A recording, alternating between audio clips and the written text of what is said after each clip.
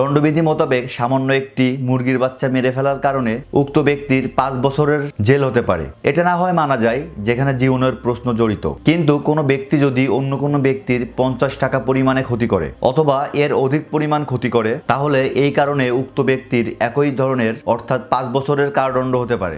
আজকে এই সকল আইন সম্পর্কে আলোচনা করব। দৈনন্দিন মানুষের জীবনের সাথে সম্পর্কযুক্ত এমন প্রয়োজনীয় আইন সম্পর্কে জানতে আমার চ্যানেলটি সাবস্ক্রাইব অথবা ফলো করে রাখতে পারেন, এবং আপনি কোন আইন সম্পর্কে ভিডিও চান অবশ্যই কমেন্ট করে জানাবেন।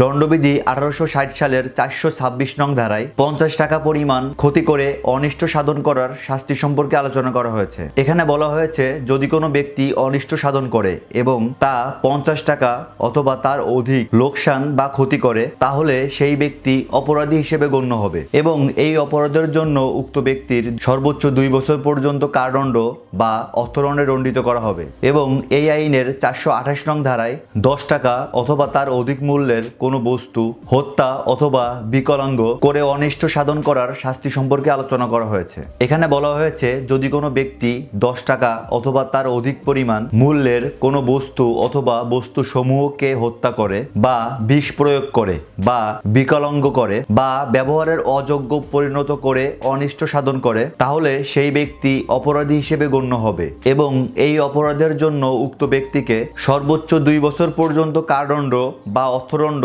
বা উভয় দণ্ডে দণ্ডিত করা হবে। এবং এই আইনের 429 নং ধারায় 50 টাকার অধিক পরিমাণ কোনো গবাদি পশু প্রকৃতি বা 50 টাকার অধিক পরিমাণ কোনো জন্তুকে হত্যা বা বিকলাঙ্গ করে অনিষ্ট সাধন করার শাস্তি সম্পর্কে আলোচনা করা হয়েছে। এখানে বলা হয়েছে যদি কোনো ব্যক্তি যে কোনো মূল্যের হাতি, ঘোড়া, উট, মহিষ, খচ্চর, গাভী বা গরু বা 50 টাকা মূল্যের অথবা এর অধিক মূল্যের যে কোনো জন্তুকে হত্যা করে অথবা বিষ প্রয়োগ করে বা বিকলাঙ্গ করে বা ব্যবহারের অযোগ্য পরিণত করে অনিষ্ট সাধন করে, তাহলে সেই ব্যক্তি অপরাধী হিসেবে গণ্য হবে এবং এই অপরাধের জন্য উক্ত ব্যক্তিকে সর্বোচ্চ 5 বছর পর্যন্ত কারাদণ্ড বা অর্থদণ্ড বা উভয় দণ্ডে দণ্ডিত করা হবে। তাই আমাদের উচিত অন্যের গবাদি পশু অথবা যে কোনো সম্পদের অনিষ্ট করা থেকে বিরত থাকা। ধন্যবাদ।